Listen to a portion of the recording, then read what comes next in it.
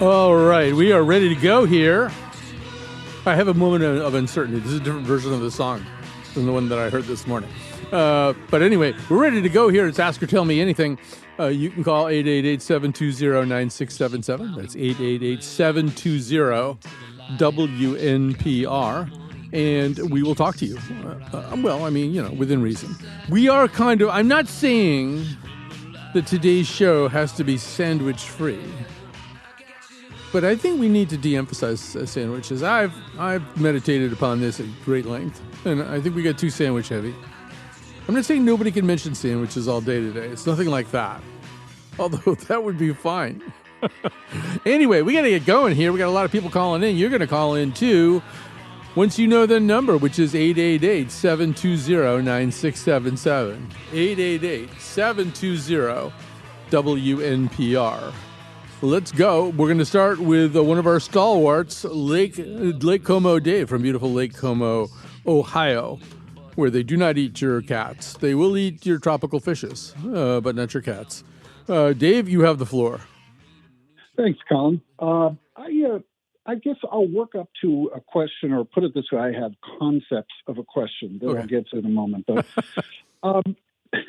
I was thinking about this a lot lately. I have a friend who I've known since the fall of 1980. We were in undergrad school together, music students, shared, as you can imagine, an awful lot of stuff that we thought was fun and, very deeply held beliefs, artistic stuff and all that. Beginning when we got into our 30s, and I had been best man at his wedding later in the 80s, and, we were in constant touch, even though we lived, fairly far apart. I began to notice that he liked to spend time kind of reminiscing about, old times. And it's like, dude, we're 33, what do we, let's move forward. I don't really care to reminisce till we're in the nursing home, but it's always kind of gone like that. And he was lucky to survive a brain aneurysm, which I guess, burst aneurysm that only 1 out of 3 people do about 25 years ago. And that kind of further removed, I guess you might say, his conversational filters. So he will call me up often. And every once in a while, nowadays, he's kind of drunk too. And that makes it much more unpleasant. But even on the calls where, he's not, he just wants to talk about the old days. I myself have not worked full time in music for about 21, 22 years now. And he is still, in the profession. He is in a medium-sized symphony orchestra. He's a principal player and reasonably fulfilled, but he's very unhappy that his compositions are not getting played. And it's like, dude, think of all the great composers in history that never had their stuff played while they were alive. But anyway, he's got a lot of frustration. So he'll call me. He'll spend the whole time, and I'm talking an hour and 10 minutes on the phone, lamenting all this. And then sometimes when it is one of those drunken calls, he keeps trying to get me to come back into music full time. And it's like, man, I'm not doing that. But I want to move forward, So my question as such, and I think you're seeing where I'm going with this, is with our old friends, and, there's only so many old friends that each of us has. Do we value it more that they are just, he never changes, she never changes, she's, solid as a rock? Or, do we want people to evolve, to change their tastes and, whatever, diet, cultural stuff, I'm very much of the latter. If I were still the same person I were at 32 or something, I would be horrified, in my 60s now to imagine being that way. But I do have friends who just never move forward. They like the same music. You know where I'm going. Oh, yeah. No, I think this is a really interesting question. But I think there are a lot of layers here, too, and there would be a lot of things to unpack. I'll try to do some of it really quickly. I think in the ideal situation with an individual friend, you have both. You have, I'm thinking of my friend Scott. So Scott and I went to college together. We spent some time recently up on the Cape, and we've gotten together a lot more over the last few years. We meet in New York, or we're up at the Cape together. And Scott is somebody who remembers our college years very fondly, and we both have memories to share. But Scott's also evolving and changing, so am I. And some of the fun, a friendship isn't that different from a marriage, you know? I mean, in a good marriage, the two of you discover new things all the time, and you get excited about them, or you have differences of opinion about them, and that's some of the electricity there. I think a friendship's can be kind of like that, too. I think it's important to have some connection to the past. You know, I really only have one close friend from high school. His name is David, actually. And when we get together, like I might have mentioned this on the air already, but there was, we were having lunch recently. He goes and he looked at me and he said, "Am I imagining this, or did we attend a performance by people from another school, a school called Renbrook? Did they come to our school and perform the Mikado in French?" And I said, "Yes, that absolutely happened." I said, it absolutely happened. I mean, there's like no reason to do the Mikado in French, particularly if these are like 5th and 6th graders who were doing this. The whole thing was just insane. And I don't even think we understood that was weird, because we were like maybe in 8th or 9th grade. And we're sitting here watching this thing with characters named Yum Yum and stuff, and they're singing in French. But, you know, I mean, that kind of thing, that kind of reality testing of the past, you know, you really do need somebody. You know, it's like, you know, I don't have any siblings, but it's clear to me you get together with your siblings and stuff comes up and you go, "Yeah, that really happened. Dad did do that. You know, he did put a dog in a carrier on top of the car or something." And so I think a connection to the past is important. That's one of the reasons you have old friends. But there's some of the excitement of having old friends, ideally, is also, you know, the stuff that they're picking up along the way and stuff you're picking up along the way. You know, and not every old friendship, you have to accept this, will survive. I mean, I have at least one friend from college who I just thought I would never, ever, you know, be apart from, I mean, for any length of time. I just sort of thought we'd be getting together, you know, as we did in our 20s and our early 30s, and maybe even beyond that. You know, we would see each other 4 or 5 times a year, you know, and I don't see him anymore. And there's just things between us now that I can't really quite reconcile. And that's very sad. So, I mean, I don't know. You have to accept that there will be some loss. You know, you can't keep every friendship going. And you have to accept that your friends will change, and so will you. What you're describing does seem like, you know, he's maybe not entirely, I mean, everybody changes. Maybe he just doesn't want to share with you the ways that he's changing. Maybe he's more comfortable with the past, which some people are. I don't know. It's a really interesting question, though. Yeah, we are all, you know, to some extent prisoners of our genes and of our brains and all that. But I think, you know, being a wiser person, you know, involves some imperative to add on, you know, to what you are. But that's about all I'll say. But yeah, I appreciate the thoughts. Yeah, I think, you know, I mean, it's once again, I don't have siblings, but if you have siblings, there are jokes that nobody but you guys will get. Even if you tried to explain the jokes to somebody, it would be almost impossible. And I think friends can be like that too. There's things that my college friends and I relish certain things from the past, but we do talk about other stuff too. All right, so we're going to move along here. We got a lot of calls, and we're going to go next to Andy in Hartford. Hi, Andy. You have the floor. Hi, Colin. Thanks for taking my call. I kind of have an old man-esque complaint from the tender age of 31, if you'll bear with me. So I'm a lifelong Mets fan, and my dad and I will go to a game pretty much every year. Last year was the first year we had it in I don't know how long. That's because my wife delivered our first child, so I wasn't able to make it. But so we went this year in July, and the Mets just got this new scoreboard, and it is ungodly big. Like it dominates center field. And while we were there, the scoreboard was like flashing graphics. There was music blasting, not just in between innings and not just in between batters, but in between pitches. Mm-hmm. And I think you're a baseball fan, right? To a certain degree, not the kind that I was even 10 or 15 years ago. But yes, I still love baseball. I'm sure that you would appreciate, you know, the joy of going to a baseball game is nursing a beer and having a conversation with the person next to you. lazy summer days, all of that. And it just made me unbelievably depressed that that aspect of the game is just not possible anymore, because there's just this constant stimulation with music and graphics and things of that nature. And it's really just not, I extend to sports in general, that a lot of things just make me really depressed about sports, the way things are going. Specifically, like the incessant betting ads you see for every sports game, how much money is in NIL now for college sports, teams moving, like the A's moving from Oakland to Las Vegas. And then watching the NFL now is even harder to justify because of what we now know about like head injuries.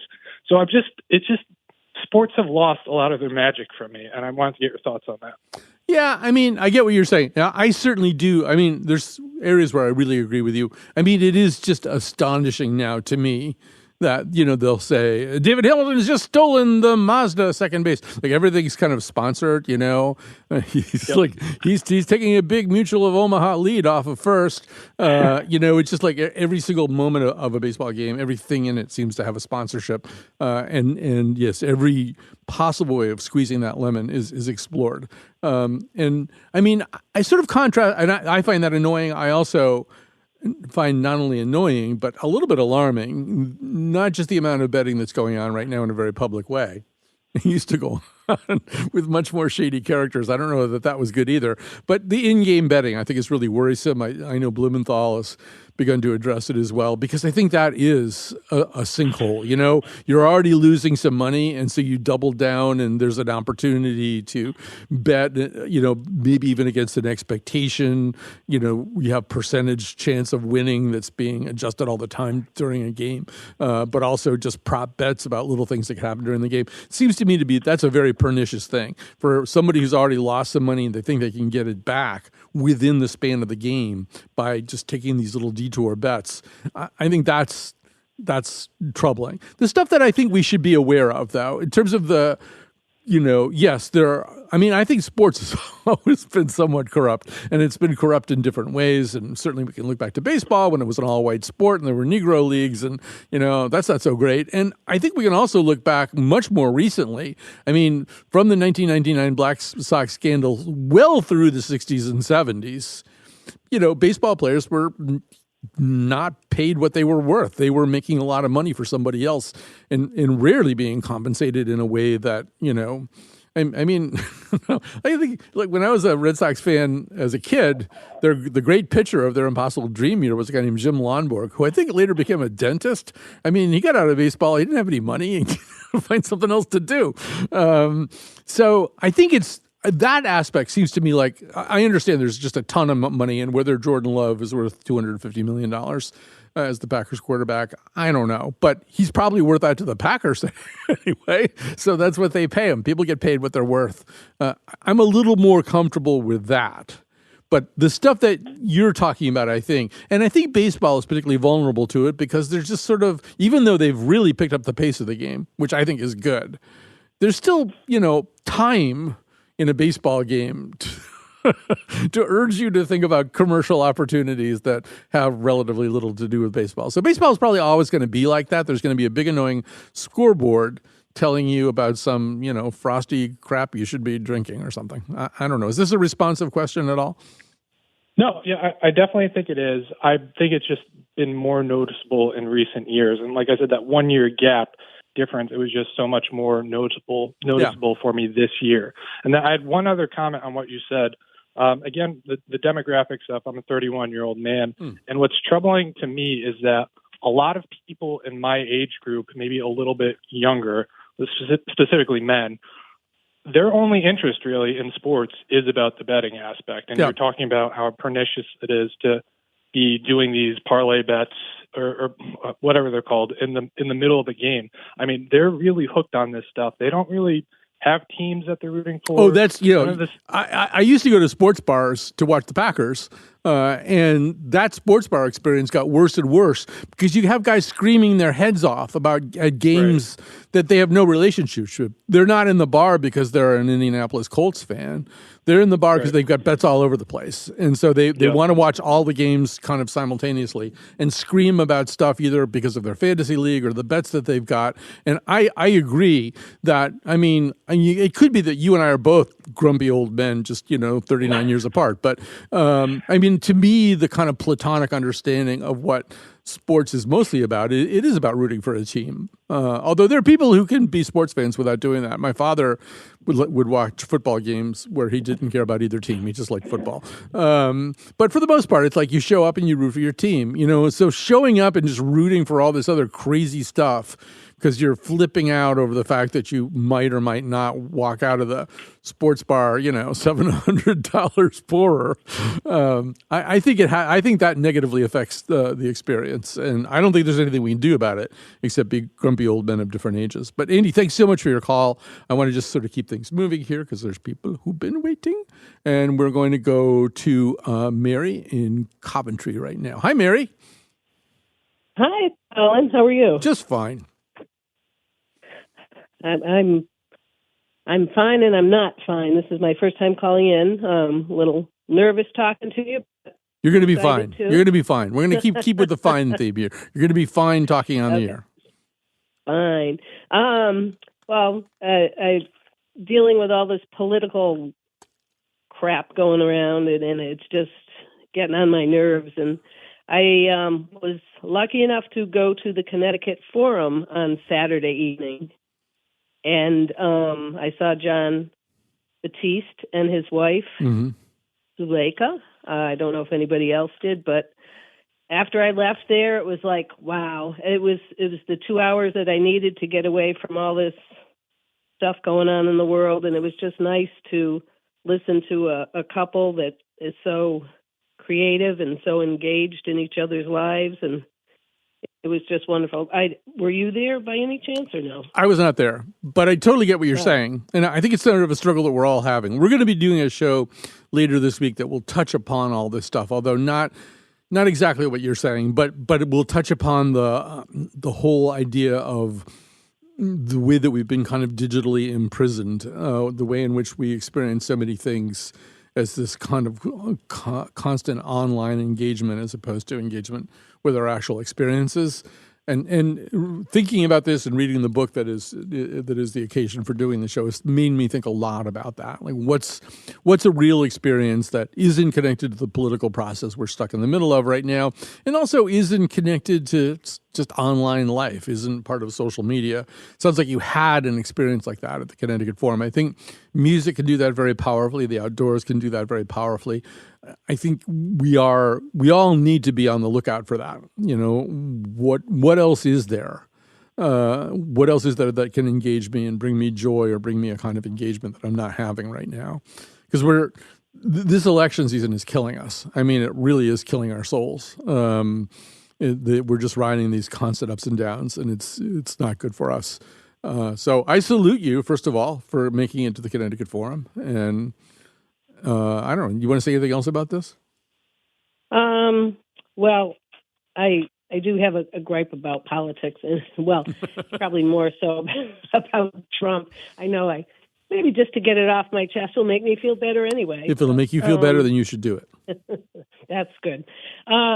Well, as a educated older adult, I can't understand how people can say they want change, so they want to go through Trump. Because, he's more of a bully. He's so mean. And obviously now it looks like he's running scared because he reverts back to name calling.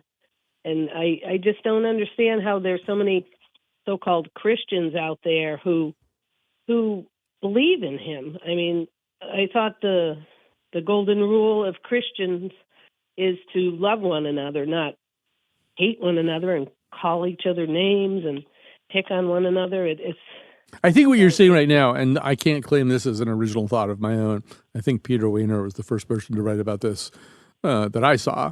You're seeing also sunk costs. People who got interested in Trump in 2015 or 2016, and maybe even got into arguments with family members and loved ones and stuff like that. And for a lot of us, I think it's easier to keep.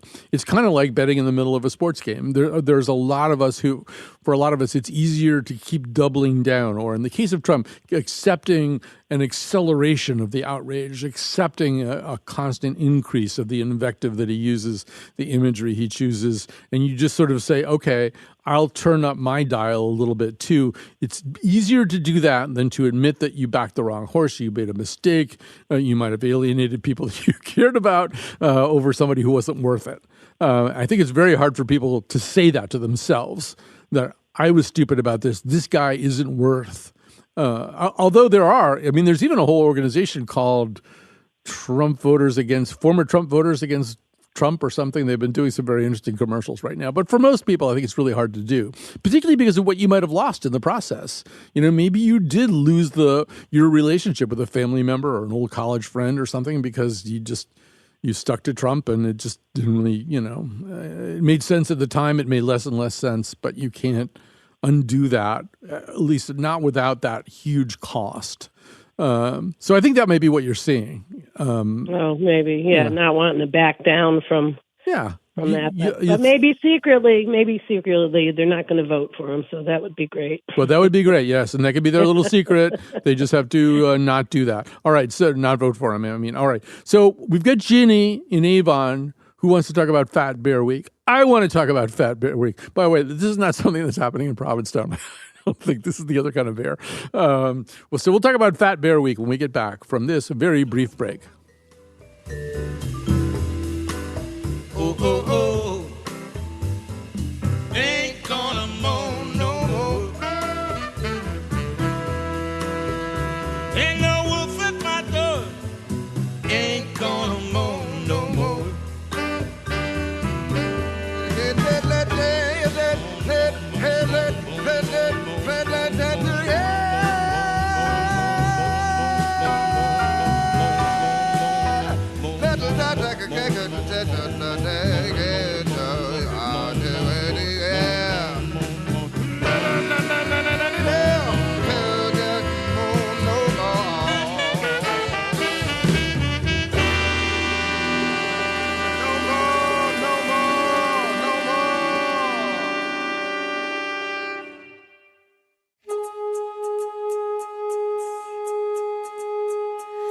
Tumbling down the mountain every morning, the children of heaven with sticks and lemons,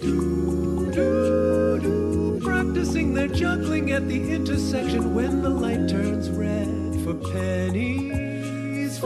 pennies every day. Tumbling down the mountain every morning, the children of heaven with sticks and lemons,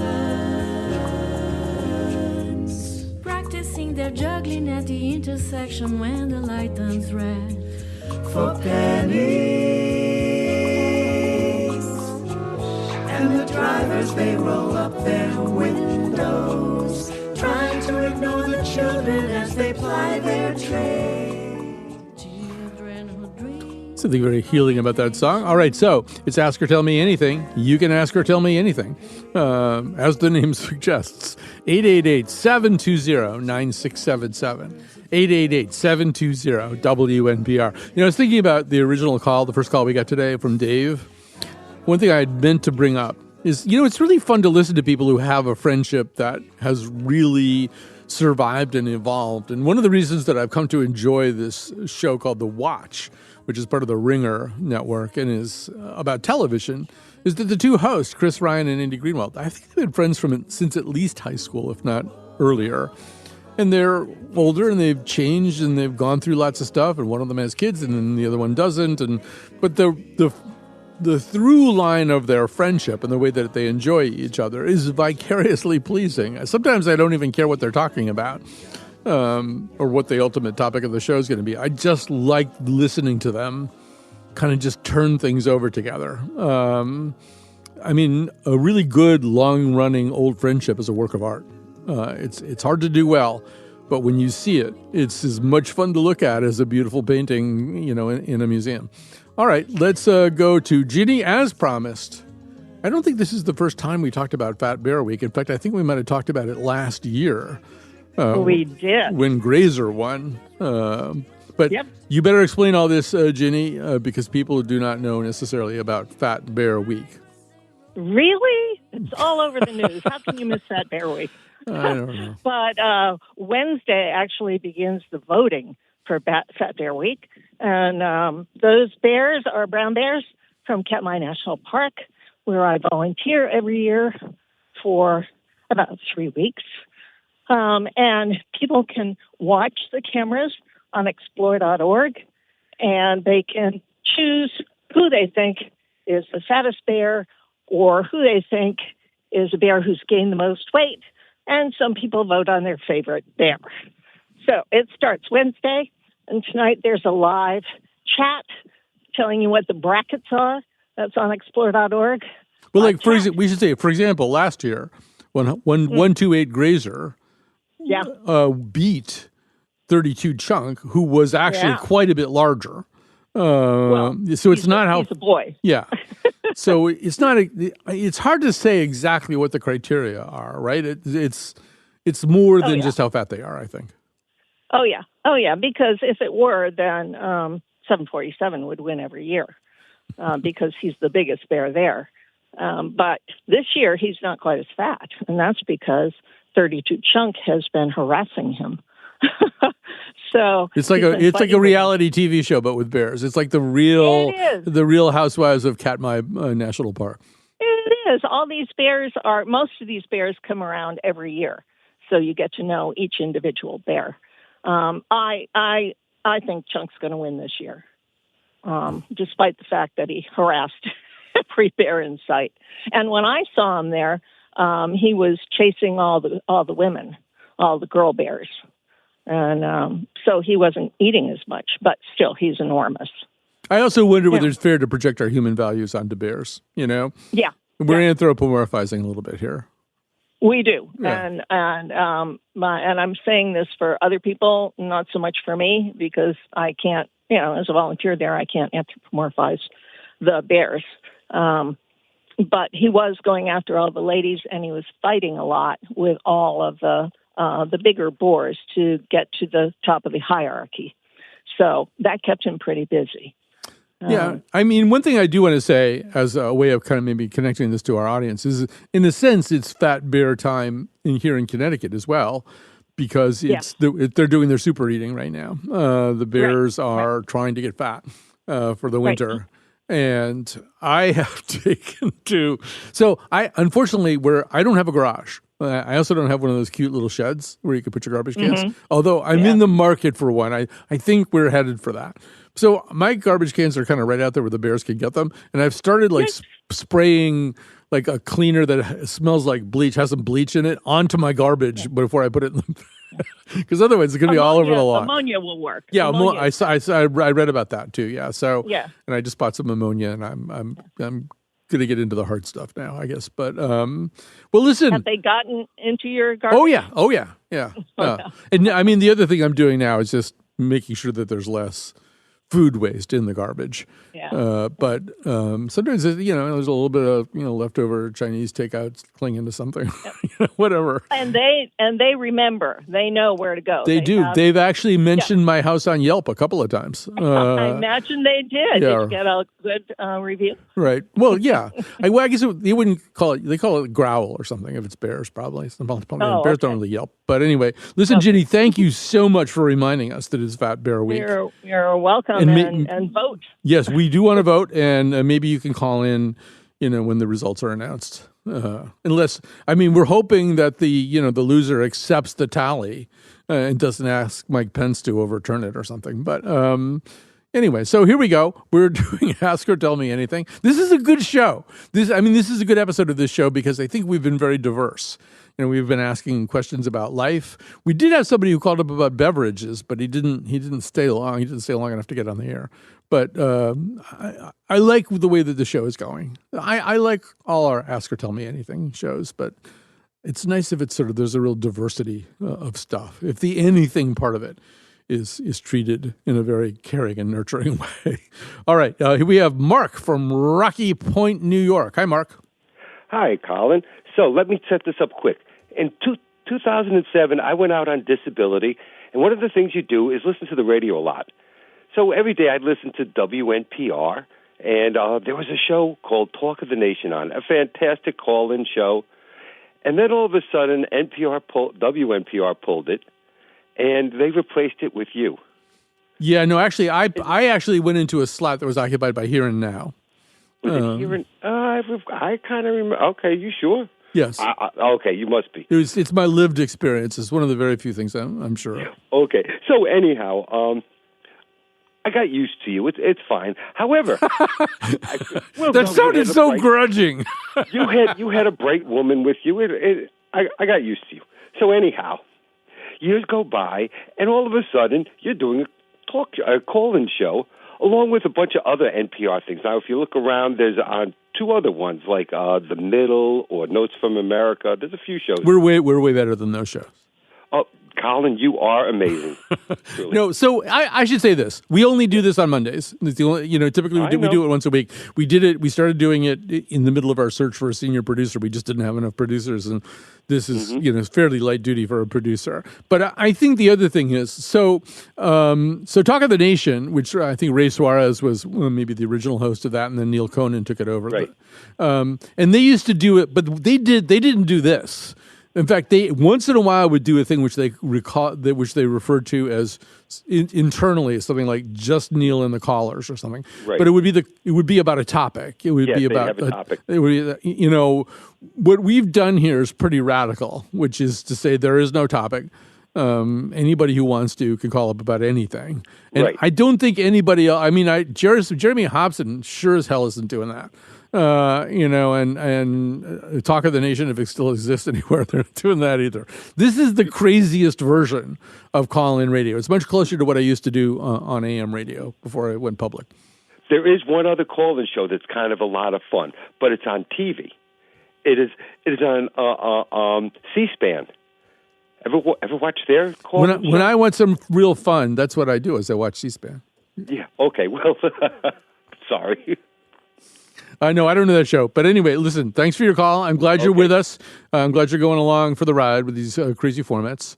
And I don't even know what this says. But all right, here's Mike in Woodbury. Hi, Mike.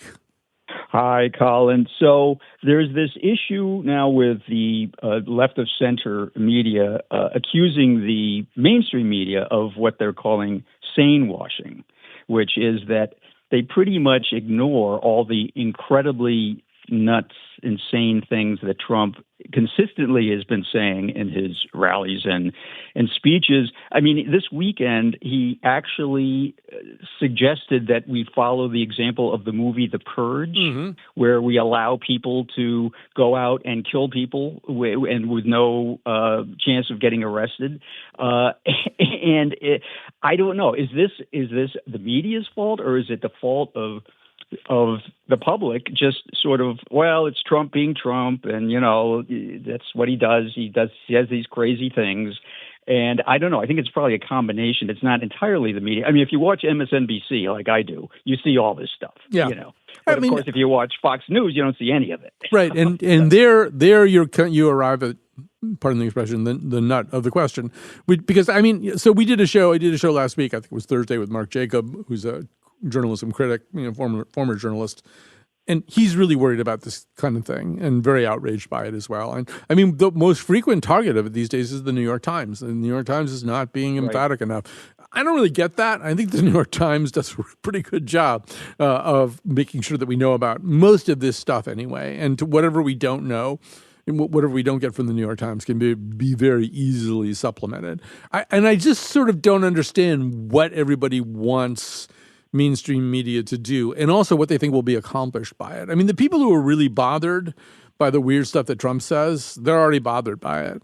And the people who are Trump adherents, as you're suggesting, are watching Fox, and they're not bothered by it, and they don't care whether they're told about it or not. So there's this imagined middle that, if they just knew how crazy and awful Trump is being, they would understand why they can't possibly vote for him. But I don't know that if the New York Times kept using more heated or visceral language to describe Trump's craziness, or the fact that he also said this weekend, he did the purge thing, he said Kamala Harris was mentally disabled, which is, I think, projection. But he says a lot of this stuff. And I don't know if the New York Times puts up 42-point type on their website saying Trump is being really crazy and weird again. And look how really freaking bat poop nuts he is. I think you drive a certain amount of people away by doing that.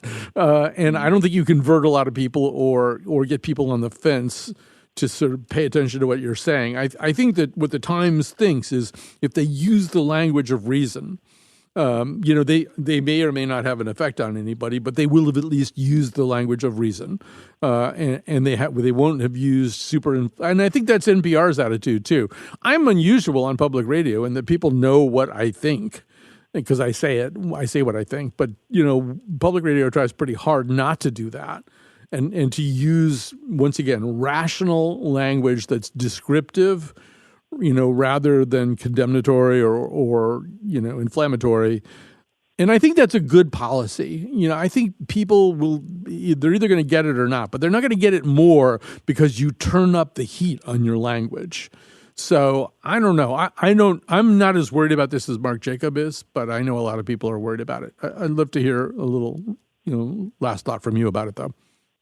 Well, actually, NPR, I think, now does use the word lie. Oh, yeah. Okay, which they never used to do. When Trump says something that's clearly, that's demonstrably not true, they'll actually say, there's no evidence it's a lie, which I think is at least a step forward.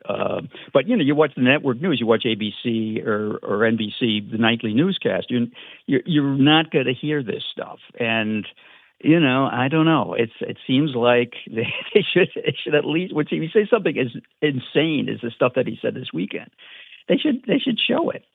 And I think they do show it, but I think letting it speak for itself is probably a better idea than framing it. That's the question. How much do you frame it? I think there's been plenty of framing done now that this guy is nuts and that he's getting weirder. And there's a clip from this weekend where he's like talking about who could play certain kinds of bad guys in movies, and his voice is kind of drained of energy and affect, and it just seems like he's on autopilot. But I don't know how much jumping up and down and waving pom-poms around is going to alter perceptions of that. Anyway, let's take a little break here. We'll come back. We have more people to talk to. 888-720-9677. 888-720-WNPR. A little electioneering going on here musically. This is Roy Hargrove's new Kamala's Dance.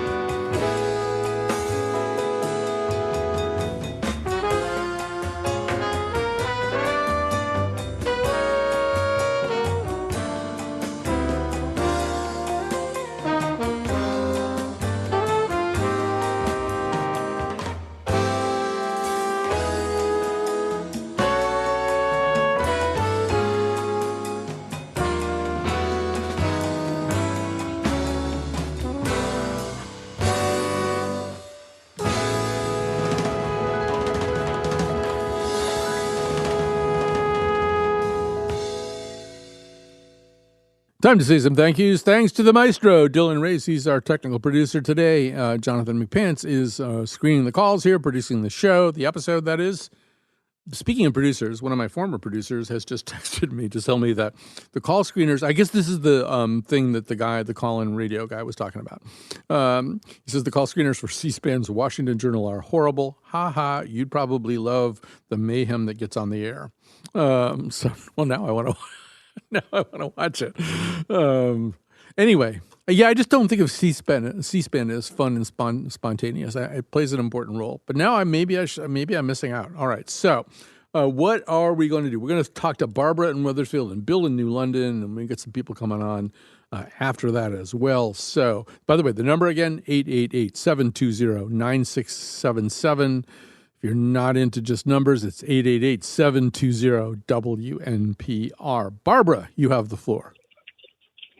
Hi, Alan. I get upset about all these rockets, spaceships that we're sending up to Mars and God knows where else, and that we're polluting the air, we're polluting the earth, and we're not taking care of the earth and people who need those billions of dollars. You know, it's an interesting point and an interesting argument. And I think the answer that would be proffered by a lot of scientists and a lot of aerospace people is we don't know why we're going to Mars. We're going to Mars because we continue to learn. We continue to learn about the universe that we live in. We continue to learn about origins of life and other environments. And I don't think there's any real guarantee that the money, if it weren't spent on that, would go to, would necessarily go to feeding the poor or alleviating social misery, which obviously exists and does need alleviating. I don't know. I'm torn about this myself, but I do think that we started a process in the 1960s, Kennedy made that great speech about why we're going into space. And I don't think we should stop. I think also, as we begin to burn out this planet, it might be helpful to know a little bit more about other planets, either so that we could get new ideas about how to fix this one, or so we'll have a place to go when this one's uninhabitable.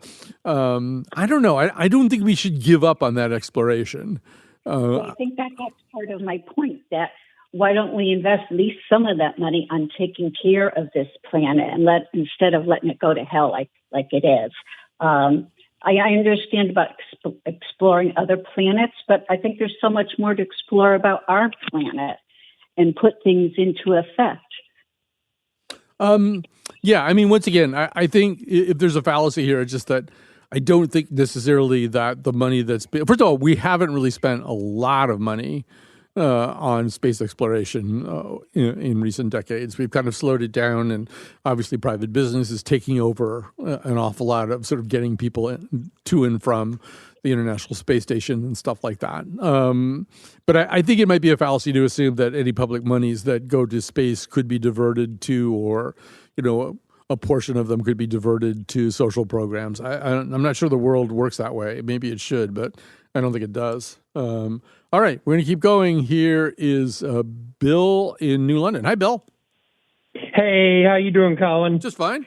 I'm calling you up to say thank you to you and your crew for doing that fabulous event at the Vineyard a week or so ago. And my daughter went. I couldn't make it, but she went there, and you guys treated her like a champ. Kyone, she got to show her artwork around. She had the VR glasses. And I just wanted to say thank you and look forward to more of those.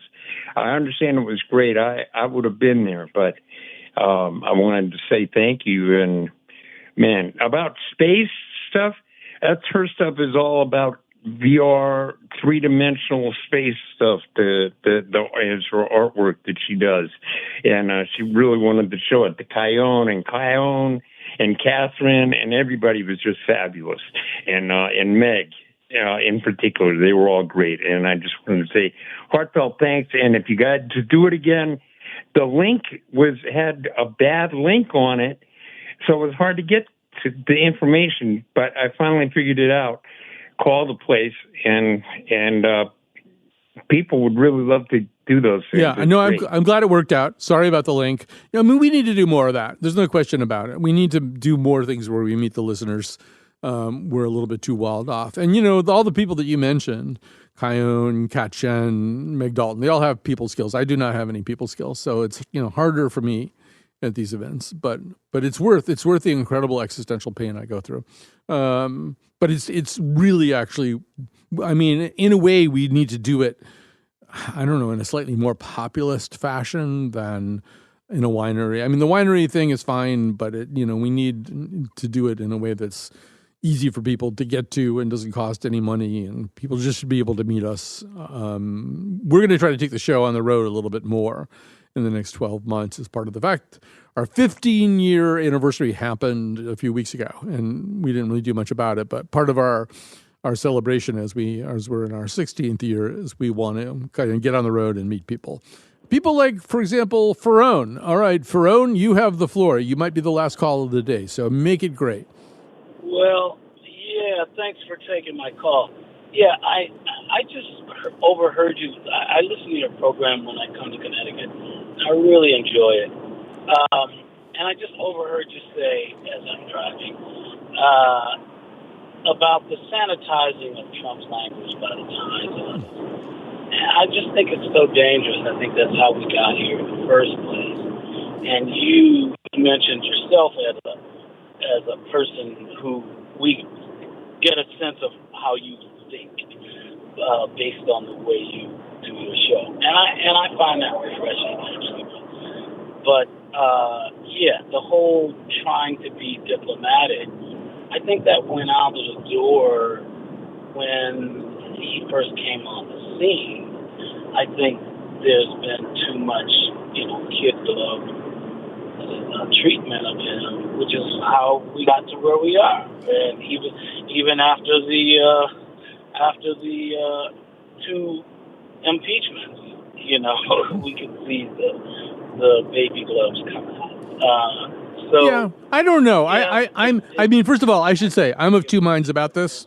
And first of all, thank you so much for that you do listen to us when you come to Connecticut. Really appreciate it, and thanks for your thoughtful remarks. I'll just quickly say I'm of two minds about this. I mean, oddly enough, this morning I got I think, peevish email from a reader of my column in Hearst, and he said, is it possible for you to construct a column where you don't talk about Trump? And I just sort of feel like I'm a political columnist. He's running this unprecedentedly horrible and dangerous campaign after unprecedentedly refusing to accept the results of the 2020 election. It would be it'd be like being a Chicago baseball writer and never mentioning how much the White Sox are losing. I mean, you kind of have to deal with this, and you have to deal with all the anomalous things that he does that don't correspond to any real political behavior that preceded them. And you also have to talk about the way his gravitational pull warps the entire process. I mean, here in Connecticut, the Republican Party is unrecognizable now. The Republicans I grew up covering as a journalist are gone. Oh, they're not gone. They're sidelined. They're marginalized. They don't have any power anymore. The only way you get any kind of foothold or traction in the Connecticut Republican Party, and keep in mind, the Connecticut Republican Party was kind of a model of moderation. It's sort of that Chris Shays, Stu McKinney, Rob Simmons, Nancy Johnson style of conservatism that is emphatically conservative, but also very aware of the rest of the environment. It has been replaced. Those people, if they were around today, they could not function in this environment. They would never get the nomination. They would lose all the primaries, and whoever was the Trumpiest would win. That's a real problem. And after this election, I'm just wondering if the Republicans can ever get their party back. But anyway, so I understand the concern, Ferone. I just don't know that jumping up and down and screaming is really going to make a big difference.